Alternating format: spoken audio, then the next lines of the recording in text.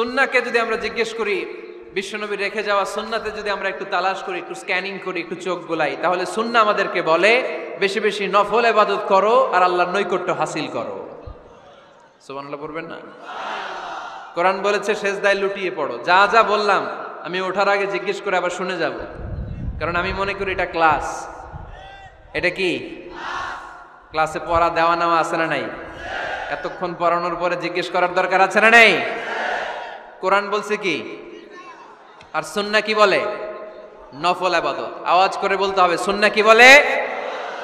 বুখারীর বর্ণনা, আল্লাহর হাবিব সাল্লাল্লাহু আলাইহি ওয়াসাল্লাম বলেন, মা ইয়াজালু আবদি ইয়াতাকাররাবু ইলাইয়া বিন নওয়াফিল।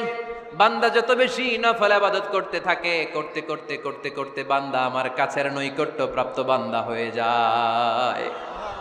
হাত্তা উহিব্বাহু, এরপর আমি আমার বান্দারে এত ভালোবাসি, কুনতু সামআহুল্লাযী ইয়াসমাউ বিহি। বান্দা যখন শুনে সে তার নিজের কান দিয়ে শুনে না, আমি আল্লাহর কানে শুনে।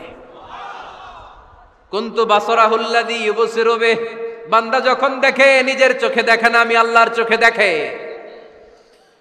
ওয়ায়াদাহুল্লাতী ইয়াবতিশু বিহা। বান্দা যখন কিছু ধরে বান্দার হাতে ধরে না, আমি আল্লাহর হাতে ধরে। ওয়ারিজলাহুল্লাতী ইয়ামশি বিহা। বান্দা যখন হেঁটে যায় ওর নিজের পায়ে হাঁটে না, কেমন যেন আমি আল্লাহর পায়ে হাঁটে। আওয়াজ করে বলতে হবে আল্লাহু আকবার। মানে আল্লাহ বুঝাতে চাইলেন আমি তখন তার কান হয়ে যাই, আমি তখন তার চোখ হয়ে যাই, আমি তখন তার হাত হয়ে যাই, আমি তখন তার পা হয়ে যাই। আমার আর তার মাঝে আর কোনো ফারাক থাকে না, সে আমার একেবারে নিকটে চলে আসে। আওয়াজ করে পড়েন সুবহানাল্লাহ।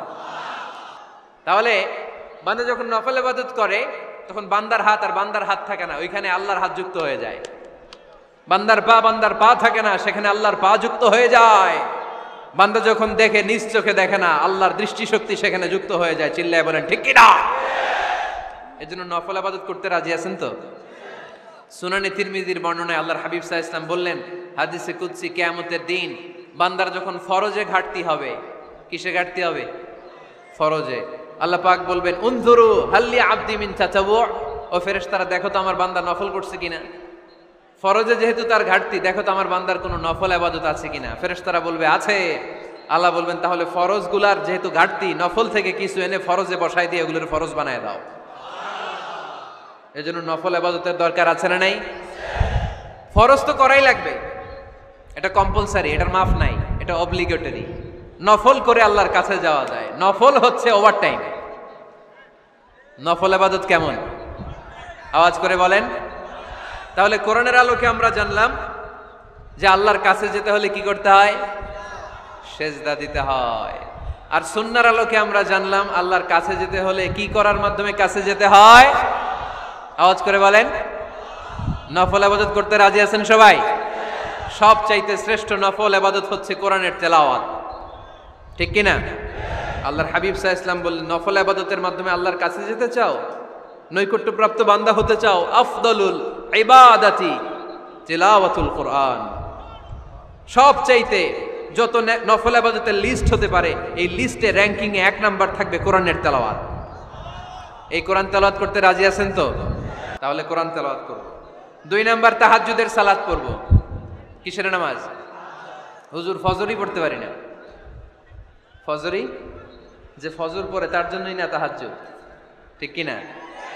ফজরই তো পড়তে পারি না, তাহাজ্জুদ করব কখন? তাহাজ্জুদ পড়লে আপনার মর্যাদা বাড়ায় দিবে কে? রব্বুল আলামিন বলেন, ওয়া মিনাল লাইলি ফাতাহাজ্জাদ বিহি নাফিলাতাল লাকা আসা আইয়াবা'সাকা রাব্বুকা মাকামাম মাহমুদা। তাহাজ্জুদের নামাজ যারা পড়বে তাদের মর্যাদা বাড়িয়ে দেয় কে? আল্লাহ। কারণ ওই মুহূর্তে আল্লাহ প্রথম আকাশে নেমে আসেন আর ডাকে, আলা মিন মুস্তাগফিরিন আগফিরালা। কার ক্ষমা দরকার? ক্ষমা চা, ক্ষমা করে দেব। আলা মিন মুস্তাকসিন আকসুলা। কার খাবারের দরকার, পোশাকের দরকার, চাও দিয়ে দেব। চাও, কার কি লাগবে চাও, আমি দিয়ে দেব। এজন্য শেষ রাতের দোয়া আল্লাহ কবুল করে। এই যে রমজান আসতেছে না সামনে, কোন মাসে রমজান? এপ্রিলে। সেজদায়ে নত হও, অশ্রু ছাড়ো, প্রভুর শরণে হৃদয় গাড়ো। সেজদায়ে নত হও, অশ্রু ছাড়ো, প্রভুর শরণে হৃদয় গাড়ো, প্রাণ খুলে সব ব্যথা বলো প্রভুকে, বলো প্রভুকে। রাত কি কেটে যাবে ঘুমে অলসে, রাত কি কেটে যাবে ঘুমে অলসে। তুমি কি জানবে না তোমার নিজেকে প্রভুকে, রাত কি কেটে যাবে ঘুমে অলসে। ঠিক কিনা? ঘুমে অলসে আমাদের রাত কেটে যায়, সেজদা দেওয়ার সময় নাই। কখন প্রভুর দরবারে হাজিরা দেব, কখন সেজদা দেব? আল্লাহর হাবিব সাল্লাল্লাহু আলাইহি ওয়াসাল্লাম বললেন, আকরাবু মা ইয়াকুনুল আবদু মির রাব্বিহি ওয়া হুয়া সাজিদ ফাকসিরু ফীহি দুআ। তোমরা যখন সেজদায় লুটিয়ে পড়ো তখন তোমরা আল্লাহর সবচাইতে কাছে চলে যাও। এজন্য ওই সময় বেশি বেশি আল্লাহর কাছে চেয়ে নাও। সুবহানাল্লাহ পড়েন।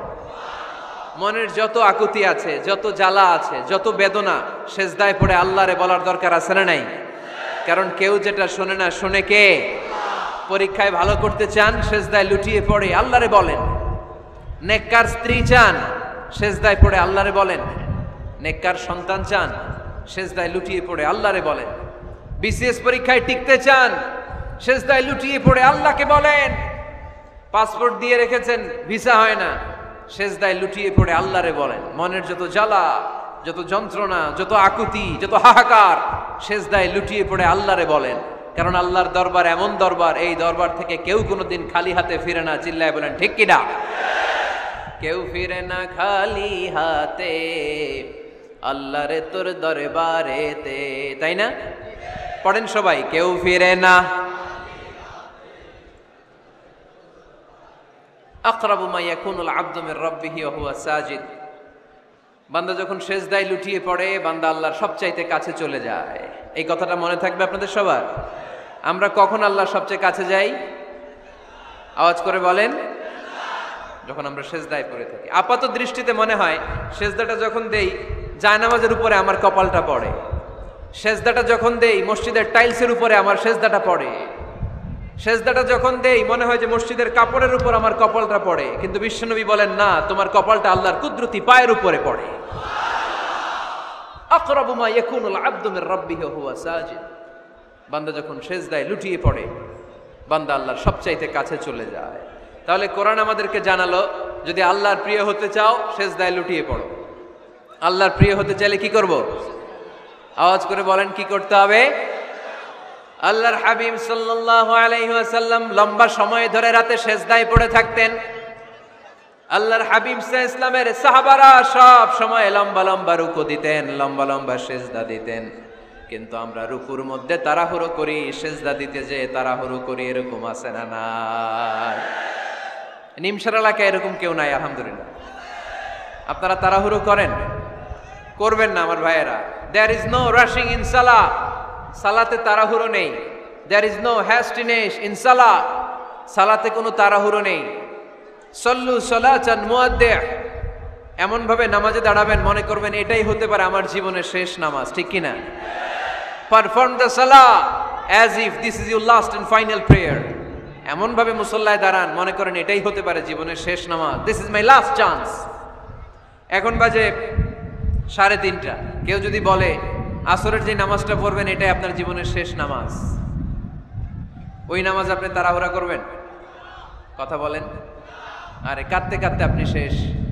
এত সুন্দর ওযু বানাবেন, এত সুন্দর আতর মেখে জায়নামাজ বিছিয়ে পাঞ্জাবিটা পরে আপনি নামাজে দাঁড়াবেন। রুকুতে কি সুন্দর রুকু করবেন, লম্বা সময় সেজদা করে চোখের পানি দিয়ে তো সেদিন আপনার জায়নামাজ আপনি ভিজিয়ে দিবেন, ঠিক কিনা? কেন এমনটা করবেন? কারণ আপনি জেনে গিয়েছেন এটাই আমার শেষ নামাজ, তাই না? তো প্রতিটা নামাজের সময় এই জিনিসটা ভাবলে সমস্যা কোথায়? আমরা যে আরো আধা ঘন্টা এখানকার সবাই বেঁচে থাকবো কোনো গ্যারান্টি আছে? আরো 10 মিনিট হায়াত পাবো, গ্যারান্টি? 5 মিনিট, 2 মিনিট, শ্বাস যেটা নিলাম, ব্রেথ ইন করলাম, এটার ব্রেথ আউট করতে পারবো, কোনো গ্যারান্টি আছে? তো প্রতিটা সালাতের মুসল্লায় যখন দাঁড়াই এই চিন্তাটা আমাদের মাথায় আসে না কেন যে এটাই আমার শেষ নামাজ? সল্লু সালাতান মুআদ্দিন। আমার প্রিয় কুমিল্লাবাসী ভাইয়েরা, যখনই নামাজে আমরা দাঁড়াবো আমরা ভাববো হতে পারে এটাই আমার জীবনের শেষ নামাজ, এটাই জীবনের, ভাবা যাবে? আর লম্বা চূড়া রুকু করবেন, লম্বা সেজদা করবেন, রুকুতে পিঠটা সোজা রাখবেন। আল্লাহর হাবিব সাল্লাল্লাহু আলাইহি ওয়াসাল্লাম যখন রুকু করতেন পিঠটা থাকতো স্ট্রেট ফরওয়ার্ড, বাঁকাও না উঁচুও না। ওয়াকানা বাইনা যালিক। সাহাবারা বলতেন আল্লাহর হাবিব সাল্লাল্লাহু আলাইহি ওয়াসাল্লামের রুকুর পিঠের উপরে পানি ভর্তি কোনো গ্লাস রেখে দিলে গ্লাসটাও কাঁপবে না, পানিটাও পড়বে না। তার মানে বাঁকা ছিল পিঠ, তাই না? কি ছিল? সোজা। আবার আল্লাহর হাবিব সাল্লাল্লাহু আলাইহি ওয়াসাল্লাম বললেন সবচেয়ে বড় চোর যে নামাজে চুরি করে। সাহাবারা বললেন কাইফা ইয়াসরিকু ফিস সালাহ, নামাজে কেমনে চুরি করে? আল্লাহর হাবিব সাল্লাল্লাহু আলাইহি ওয়াসাল্লাম বললেন ইয়াসরিকু ফি রুকুইহি ওয়া সুজুদিহি, রুকু সেজদায় চুরি করে। এরকম নামাজ চোর আছে না নাই? রুকু থেকে সোজা হয়ে দাঁড়িয়ে কয়েক সেকেন্ড আপনি রিল্যাক্স করবেন। প্রথম সেজদা দিয়ে আপনি সোজা হয়ে বসে কয়েক সেকেন্ড রিল্যাক্স করবেন। কি করবেন? রিল্যাক্স। আওয়াজ করে পড়েন সবাই, রিল্যাক্স। নামাজে তাড়াহুড়ো নাই, সালাত হচ্ছে মেডিটেশন, রিল্যাক্স। এক সেজদা দিয়ে বসে আপনি রিল্যাক্স করবেন ধীরস্থির ভাবে, এরপরে দ্বিতীয় সেজদায় যাবেন। অনেকে সেজদা প্রথমটা দিয়ে কোন রকম মাথাটা তুইলেই আবার সেজদায় দৌড় মারে, আছে না নাই? রুকু থেকে স্ট্রেট ফরওয়ার্ড দাঁড়ানোর কথা, দাঁড়িয়ে 1-2 সেকেন্ড রিল্যাক্স করার কথা, ওইটা না করে রুকু থেকে কোন রকম মাথা তুলেই আবার সেজদায় দৌড় মারে, এরকম ডাকাত আছে না নাই? এরাই সালাত চোর। আমরা যেন নামাজ চোরের খাতায় নিজেদের নাম না চুলি, আমরা যেন বেশি বেশি আল্লাহর সেজদা দেই। তাহলে কোরআন আমাদেরকে জানালো আমরা যদি আল্লাহর কাছে যেতে চাই কি করতে হবে? বইলা গেছি, খাইয়া ফেলাইছি? আওয়াজ করে বলেন কি করবেন? আল্লাহর হাবিব সাল্লাল্লাহু আলাইহি ওয়াসাল্লাম সব সময় লম্বা লম্বা সেজদায় পড়ে থাকতেন।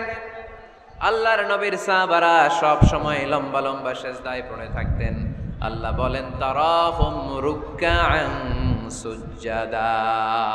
আপনি দেখবেন আল্লাহর নবীর সাহাবারা আবু বকর, ওমর, উসমান, আলী রাদিয়াল্লাহু তাআলা আনহুম আজমাইন, তাদের স্বভাব ছিল বিপদে পড়লেই লম্বা লম্বা সেজদায় পড়ে যেতেন।